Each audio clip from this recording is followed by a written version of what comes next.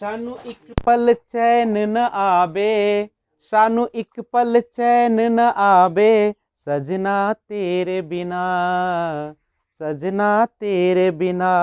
दिल जाने क्यों घबरावे, दिल जाने क्यों घबरावे, सजना तेरे बिना, सजना तेरे बिना। सानू एक पल चैन न आवे, सानू एक पल चैन न आवे, सजना तेरे बिना। Hello friends, this is Vijay Rajpushp and welcome to learner eyes by BRP. हम लोग रेनबो 100 मार्क्स क्लास 12 का जो एक सीरीज चला रहे हैं उसमें आज हम इंडियन सिविलाइजेशन एंड कल्चर का पैराग्राफ 13 टू 24 देखेंगे। तो आइए हम लोग स्टार्ट करते हैं। पैराग्राफ 24 तक जाने से पहले 13 पैराग्राफ को तो स्टार्ट करते हैं। 13 पैराग्राफ की स्टार्टिंग होती है, the distinguishing characteristics of modern civilization is an indefinite multiplicity of human wants. गौर कीजिएगा, the distinguishing characteristic of modern civilization, यानी मॉडर्न सिविलाइजेशन का अर्थ होता है आधुनिक सभ्यता। मॉडर्न सिविलाइजेशन का अर्थ क्या होता है? आधुनिक सभ्यता में जो डिस्टिंग्विशिंग कैरेक्टरिस्टिक है, विशेष अंतर जो है, is N indefinite multiplicity of human wants, यानी मानवीय इच्छाओं की एक अनिश्चित बहुगुणता है। फिर से सुनिएगा, आधुनिक सभ्यता में मॉडर्न सिविलाइजेशन में विशेष जो अंतर है, डिस्टिंग्विशिंग कैरेक्टरिस्टिक्स जो है, कैरेक्टरिस्टिक्स माने क्या होता है? अंतर होता है। और डिस्टिंग्विशिंग मतलब होता है जो आप बोल सकते हैं, अंतर बोल सकते हैं। तो वह अंतर कैसा है? An indefinite multiplicity of human wants, अनिश्चित बहुगुणताओं, यानी आधुनिक सभ्यता में विशेष अंतर मानवीय इच्छाओं की एक अनिश्चित बहुगुणता। बहुगुणता माने क्या होता है? जो अनेकों रूप से मौजूद होते हैं। नेक्स्ट है the characteristics of ancient civilization, जो प्राचीन सभ्यता की विशेषता है। कैरेक्टरिस्टिक्स माने विशेषता, और एंशिएंट माने होता है प्राचीन, और सिविलाइजेशन मीन्स होता है सभ्यता। तो प्राचीन भारत की जो विशेषता है, is an imperative restriction upon and strict regulating of this wants, यानी इन प्रतिबंधों पर अनिवार्य प्रतिबंध है और सख्त और विनियमन है। फिर से सुनिएगा आप, the characteristics of ancient civilization, जो प्राचीन सभ्यता की विशेषता है, इज एन इंपेरेटिव रेस्ट्रिक्शन। एक इंपेरेटिव का मतलब होता है आवश्यक या अनिवार्य होता है, और रेस्ट्रिक्शन का मतलब होता है आपका प्रतिबंध या रुकावट। तो कहता है कि प्राचीन सभ्यता की विशेषता इन प्रतिबंधों पर एक अनिवार्य प्रतिबंध है, and strict regulating of these wants, और सख्त विनियमन भी है। देखिएगा, यहां पे वांट्स का मतलब इच्छाएं होती है। नेक्स्ट लाइन है, द मॉडर्न और western insatiableness arises really from want of living faith in a future state and therefore also is divinity. The modern और वेस्टर्न इनसैटिबलनेस अराइजेज रियली, लिखा है कि आधुनिक, मॉडर्न मीन्स आधुनिक, और वेस्टर्न माने क्या होता है? वेस्टर्न मीन्स पश्चिमी। इनसैटिबलनेस अराइजेज रियली, देखिए इनसैटिबलनेस जो होता है वह अस्थिरता को बोलते हैं, अस्थिरता। अराइजेज रियली, अराइजेज का मतलब होता है उत्पन्न होना, रियली मीन्स होता है वास्तव में। वांट ऑफ लिविंग फेथ, वह क्या है? तो भविष्य में रहने की चाहत, भविष्य में रहने की चाहत, and therefore also in divinity, और देवलोक की भी चाहत। फिर से सुनिएगा, आधुनिक या पश्चिमी अस्थिरतापन की उत्पत्ति वास्तव उस समय उत्पन्न होती है जब भविष्य में भी रहने की चाहत हो तथा देवलोक की भी चाहत हो। नेक्स्ट लाइन देखेंगे तो 14 पैराग्राफ है, some of the immediate and brilliant results of modern inventions are too maddening to resist. लिखा है कि some of the immediate and brilliant results, some of the immediate, immediate का मतलब क्या होता है? तत्काल, और ब्रिलियंट का मतलब क्या होता है? शानदार। रिजल्ट्स का मतलब क्या होता है? परिणाम ऑफ मॉडर्न इन्वेंशन। मॉडर्न माने आधुनिक, इन्वेंशन माने आविष्कार। जो आधुनिक आविष्कार के कुछ तत्काल और शानदार परिणाम जो है लाजवाब कर देने वाला। लाजवाब का मतलब क्या होता है? आपको जो चकित कर देता है, नहीं। But I have no manner of doubt, लेकिन मुझे, लिखा है कि आई हैव नो मैनर, लेकिन मुझे कोई डाउट, डाउट माने संदेह, मुझे कोई संदेह नहीं है कि दैट की द विक्ट्री ऑफ मैन, कि आदमी की जो जीत है, लाइज इन दैट रेसिस्टेंस, की संघर्ष में है। मतलब मनुष्य जितना ज्यादा संघर्ष करेगा उतनी बड़ी उसकी क्या होगी? जीत होगा। बिना संघर्ष का जीत नहीं मिला है। अगर आप घर में सोए रहेंगे और आप चाहते हैं कि आपको हर चीज दुनिया का मिल जाए, तो ये आपकी भ्रम है। इसलिए आपको लाइफ में क्या करना पड़ेगा? संघर्ष करना पड़ेगा। Struggle is life. लाइफ क्या है? संघर्ष है। संघर्ष नहीं तो क्या है? जीवन कैसा हो जाएगा आपका? अधूरा हो जाएगा। इसलिए आप लड़ना सीखें। We are in danger of watering, लिखा है we are in danger of watering away the permanent good for a momentary pleasure. कहता है कि वी आर इन डेंजर, हम लोग खतरे में हैं। वाटरिंग अवे, क्योंकि इस जो सौदा है, वाटरिंग का मतलब होता है लेन देन, क्या हो रहा है? अबे, दूर हो रहा है। परमानेंट गुड, जो अस्थाई हमारी कौन चीज है? सामान है। फॉर अ मोमेंटरी प्लेजर, किस चीज के लिए? क्षण भर की खुशी के लिए। यानी हम अस्थाई हित का सौदा क्षण भर के आनंद के साथ करने का जोखिम उठा रहे हैं। यानी हम कुछ पल की खुशी के लिए हम अपने पूरे जीवन को बर्बाद करने पर तुले हुए हैं। पैराग्राफ नंबर 15 देखिएगा। 15 पैराग्राफ कहता है कि just as in the best, just जिस तरह से, इन द बेस्ट माने कहां पे? पश्चिमी में, मेड वंडरफुल डिस्कवरीज, जिन्होंने, वंडरफुल माने क्या होता? अद्भुत, जो खोज किए हैं, डिस्कवरीज इन थिंग्स मेटेरियल, कौन चीज का? जो भौतिकता का।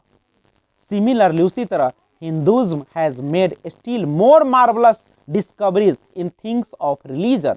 ठीक उसी तरह हिंदू धर्म ने धर्म, आध्यात्मिक तथा अंतरात्मा के क्षेत्र में बहुत से सिद्धि प्राप्त किया। कहां कहां पे? रिलीजन, धर्म, स्पिरिट, उत्साह, और सोल मीन्स क्या होता है? आत्मा। तो जिस तरह से पश्चिमी ने अद्भुत वस्तुओं की खोज की है, ठीक उसी प्रकार से हिंदू धर्म ने धर्म, आध्यात्मिक और अंतरात्मा के क्षेत्र में भी क्या किया है? बहुत से अद्भुत सिद्धि प्राप्त किए हैं। नहीं, आगे देखेंगे। 16 पैराग्राफ है आपके सामने।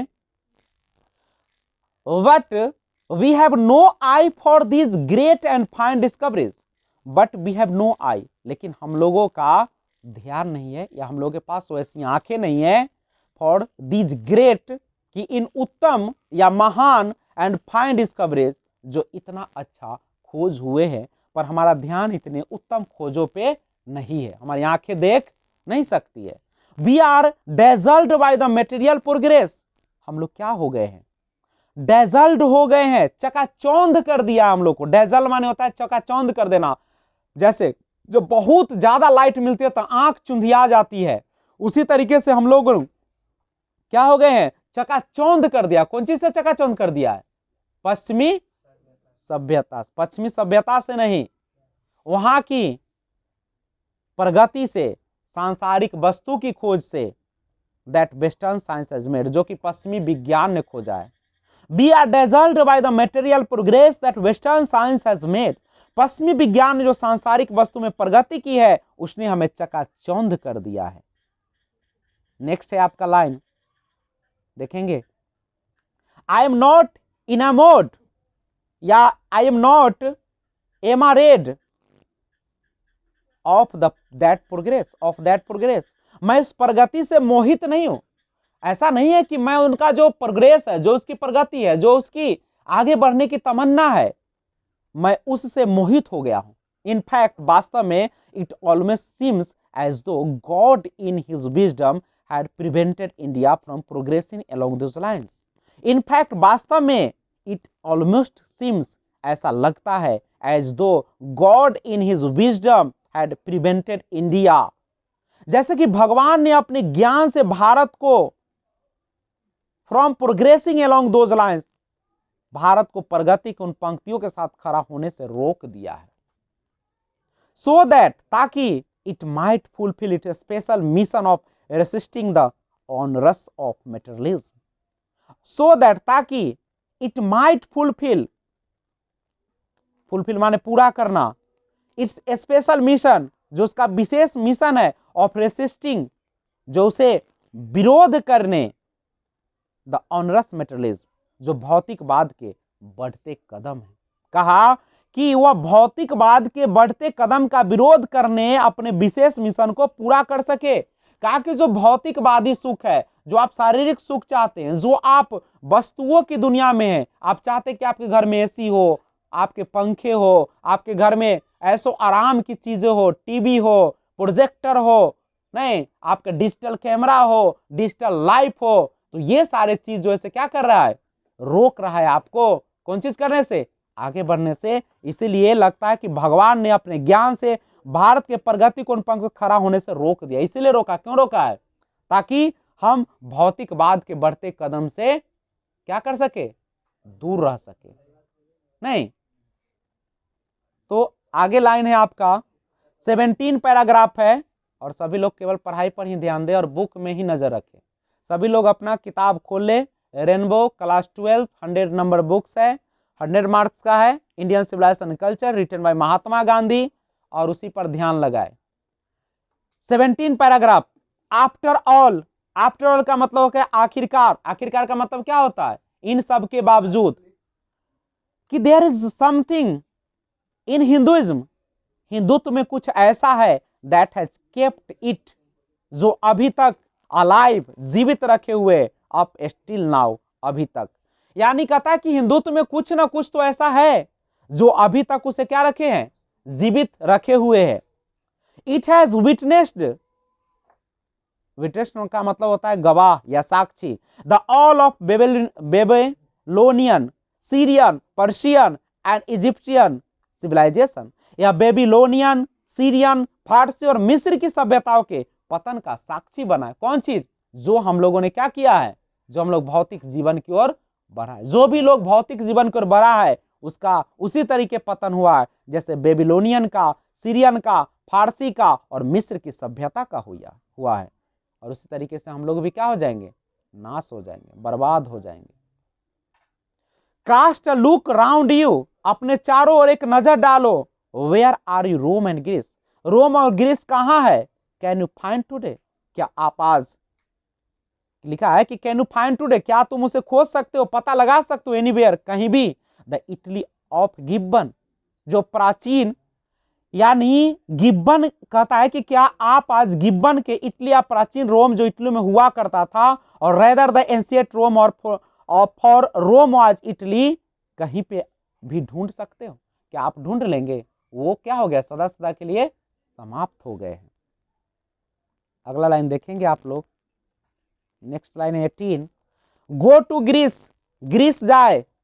Where is the world famous Attic civilization, कहा कि ग्रीस जाए, और विश्व प्रसिद्ध एटिक सभ्यता कहाँ है, जो विश्व का सबसे महान सभ्यता एटिक सभ्यता हुआ करता था, वह कहाँ है, समाप्त हो गया। क्यों समाप्त हो गया, क्योंकि वह अपने आप को नहीं पहचाना, वो सुख सुविधा में लगा रहा।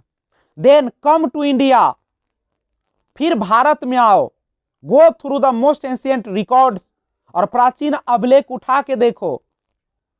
And then look round you and you would be constraint to say, फिर अपने आसपास देखो, आप विवश हो जाओगे कहने को, S I see here ancient India still living, कि हाँ यहाँ प्राचीन भारत को अभी तक जिंदा देख रहे हैं। यानी अगर आप चले जाते हैं ग्रीस में जहां पे एटिक सभ्यता, तो वो समाप्त हो गया, लेकिन जब भारत आइएगा और यहाँ की अभिलेख को देखिएगा, म्यूजियम को देखिएगा, तो आपको पता चलेगा कि भारत अभी भी वही का वही है। 19 देखा जाए पैराग्राफ, ट्रू, ये सच है, देयर आर डंग हिप्स, गोबर के ढेर भी, टू माने भी, हेयर एंड देयर, यहाँ वहां पड़ा हुआ मिलेगा। आज भी हमारे गांवों में आप जानते हैं कि गोबर से क्या बनाए जाते हैं, उपले बनाए जाते हैं, गोईठा बनाए जाते हैं, जिसको लोग घरों में यूज करते हैं। हमारी सभ्यता आज भी वही है, और आज भी हम लोग गाय को क्या मानते हैं, माता मानते हैं, नहीं, और कल भी मानते थे। लेकिन दूसरे सभ्यताओं में न तो मनुष्य का इज्जत है और न किसी जानवर का इज्जत है, जिसका नतीजा क्या हो गया कि आज वो सभ्यता नाश हो गया, पतन हो गया।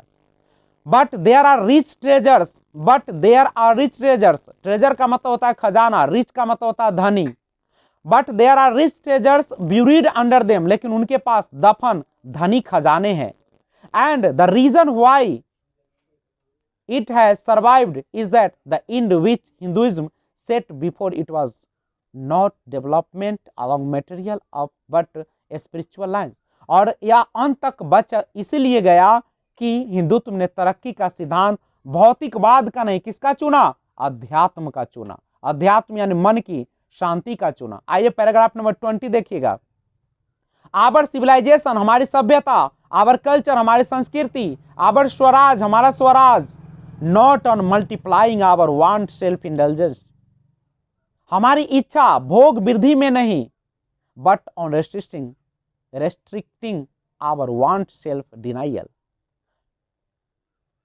यानी कहता है कि हमारी सभ्यता, हमारी संस्कृति, हमारा स्वराज, हमारी इच्छा भोग वृद्धि पे नहीं वरन इच्छा भोग को सीमित करने पर टिकी हुई है। आज हम लोग शारीरिक सुख से दूर जाते हैं और ऐसी सुख को खोज करते हैं जो हमारे मन को, हमारी आत्मा को, हमारी शांति दे। नहीं, हम पैसे के पीछे नहीं भागते, हम किसके पीछे भागते हैं? हम अपने शरीर को स्वस्थ रखने पर भागते हैं, अपने मन को शांत बनाने पर रखते हैं, स्वच्छ विचार को अपनाते हैं, गंदी विचारों का त्याग करते हैं, दूसरे की माता बहनों को माता बहन मानते हैं, अपनी नजरिया सही रखते हैं। यही ना भारतीय परंपरा है। आज भी हमारे देश में भारत की महिलाएं क्या करती है? साड़ी पहनती है। नहीं, आज भी हमारी माताएं साड़ी पहनती है, लेकिन क्या यूरोप में, ग्रीस में, इटली में ऐसा होता है? नहीं होता है। पैराग्राफ 21 देखिएगा। European civilization is no doubt suited for the Europeans. कहता है यूरोपीय सभ्यता कोई संदेह नहीं कि यूरोप के लिए अनुकूल है, यूरोपियों के लिए अनुकूल है, but it will mean रूइन for India, लेकिन भारत के लिए यह क्या हो जाएगा? रूइन हो जाएगा, विनाशकारी हो जाएगा। If we endeavour to copy it, अगर हम नकल करने का प्रयास करते। कहता है कि यूरोप के सभ्यता यूरोप के लोगों के लिए अच्छी है, लेकिन भारत के लोग अगर उसको कॉपी करेंगे तो भारत के लोग क्या हो जाएंगे? क्या हो जाएंगे? विनाश हो जाएगा भारत का। हमें कभी भी दूसरे का नकल नहीं करना चाहिए। हमें क्या करना चाहिए? दूसरे का हमेशा अच्छाई को लेना चाहिए और खराबी को क्या करना चाहिए? छोड़ देना चाहिए। This is not to say that, यह कहने की आवश्यकता नहीं है we may not adopt and assimilate whatever may be good and capable of assimilation by us. हमने नहीं अपनाया और पचाया जितना कुछ हम लोगों के लिए अच्छा था और पचाने लायक था। As it does not also mean that even the Europeans will not have to part with whatever evil might have crept into it। और इसका मतलब ये भी नहीं है कि जो कुछ बुराई यूरोपियों में पनपी है उसका जिम्मेदार वो नहीं होगा।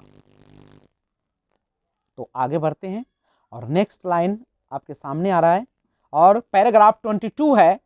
The incessant search for material comforts and their multiplication is such an evil and I make bold to say that।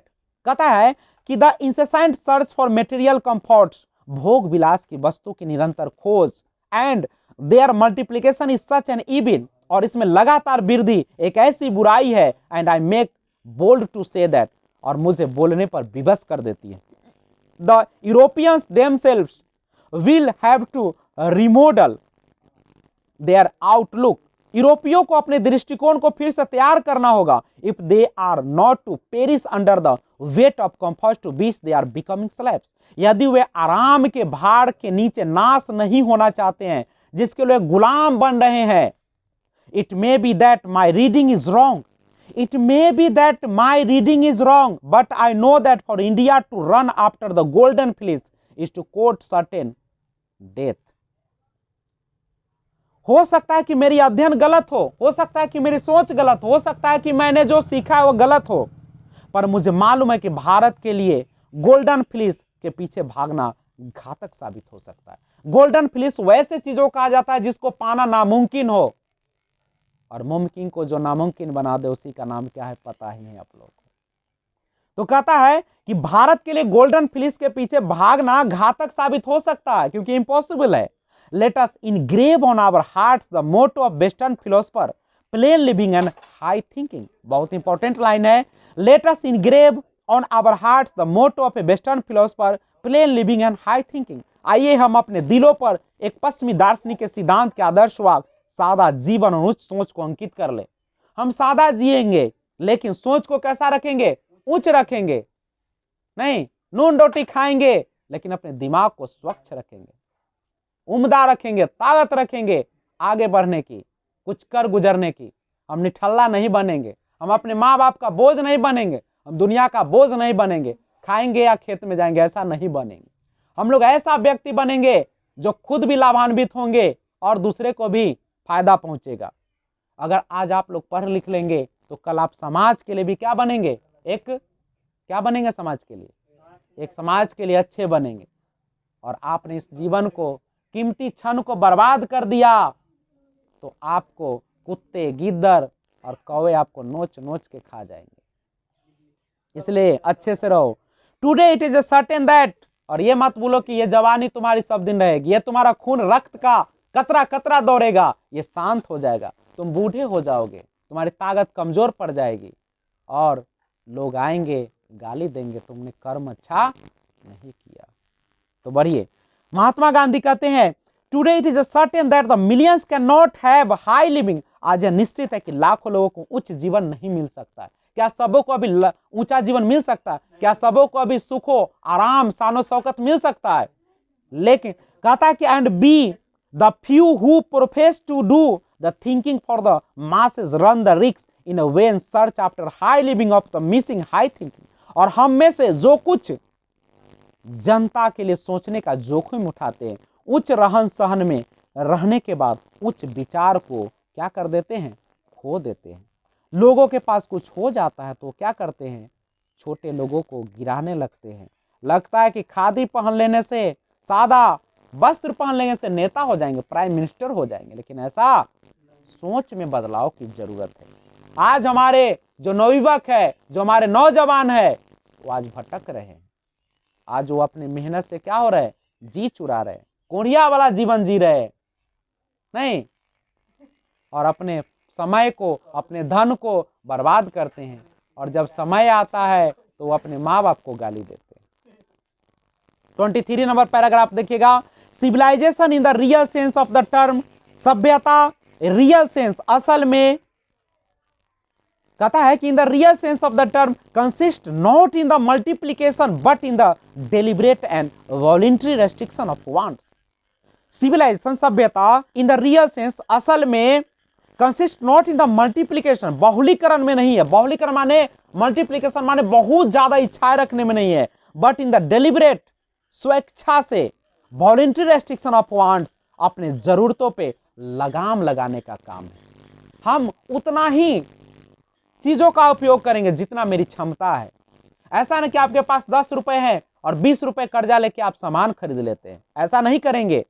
हम अपने जरूरत पे लगाम लगाने का नाम ही है असल में बहुलीकरण में नहीं, वरन स्वेच्छा से जरूरतों पे लगाम लगाने का नाम है सभ्यता। Civilization in the real sense of the term consists not in the multiplication but in the deliberate and the voluntary restriction of wants. सभ्यता असल में बहुलीकरण में नहीं, वरन स्वच्छता, यानी स्वच्छता नहीं, किसको हम बोलते हैं? जो अपनी मन की इच्छाएं हैं, जरूरतों पर लगाम लगाने का नाम है। This alone increase and promotes contentment, real happiness and capacity for service. यह अकेले संतोष, वास्तविक सुख और सेवा की क्षमता को बढ़ावा देता है। तो आगे बढ़ते हैं नेक्स्ट लाइन की ओर, और पैराग्राफ 24 जो आज समाप्त हो जाएगी आपके सामने। आप बुक को ध्यान से पढ़ेंगे। अगर कहीं भी समस्या होती है तो अभी तक 11 से ज्यादा आपके पास क्या डाल दी गई है? वीडियो लेक्चर डाल दी गई। लेक्चर तो नहीं, आपकी पढ़ाई डाल दी गई है। आप उसे बार बार सुने। जहां समस्या होती है बुक खोले अपना और आंखों के सामने रखे, वही हो जाएगी आपकी। तो पैराग्राफ 24 देखेंगे। A certain degree of physical harmony and the comfort is necessary, but above a certain level it becomes a hindrance instead of a help. कुछ हद तक शारीरिक सद्भाव और आराम आवश्यक है, पर उसके बाद यह मदद के बजाय यह बाधा बन जाती है, रिस्ट्रिक्शन बन जाती है।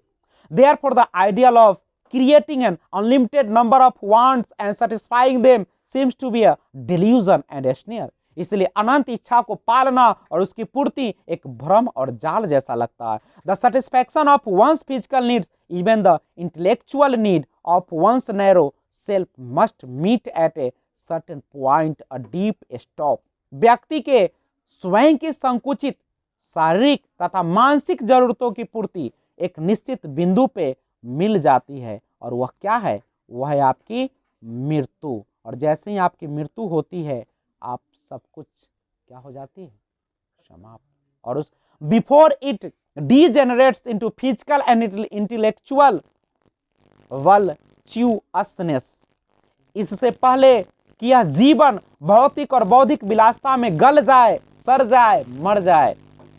A man must arrange his physical and cultural circumstances, एक आदमी को अपने शारीरिक और सांस्कृतिक परिस्थितियों की व्यवस्था कर लेनी चाहिए, सो दैट, ताकि don't hinder him in his service of humanity on which all his energies should be concentrated, ताकि मानवता की सेवा में बाधा न दे जिस पर उसकी सारी ऊर्जा केंद्रित होनी चाहिए.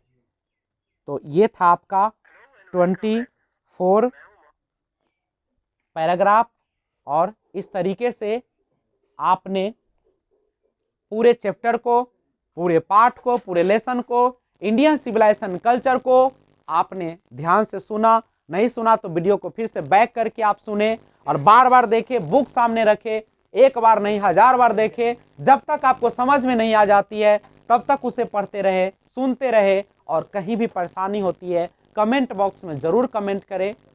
और अगर आपको किसी भी प्रकार की इंग्लिश समझने में दिक्कतें होती है तो आप कमेंट बॉक्स में विस्तार से लिखें. मैं आपके कमेंट का तहे दिल से स्वागत करता हूं. और अगर आप नए व्यूअर्स हैं तो इस चैनल को सब्सक्राइब करें और बेल आइकन को ऑल पे प्रेस करें, ताकि जब भी मैं वीडियो अपलोड करूं सबसे पहले आपको नोटिफिकेशन पहुंचे. और नेक्स्ट पार्ट आपके सामने कुछ ही दिनों में आएंगे. बने रहिए, जहां भी रहिए खुश रहिए, आराम से रहिए, स्टे होम, स्टे सेफ, कोविड-19 से बच के रहिए और अपना ख्याल रखिए, अपने परिवार का ख्याल रखिए. जय हिंद, जय भारत.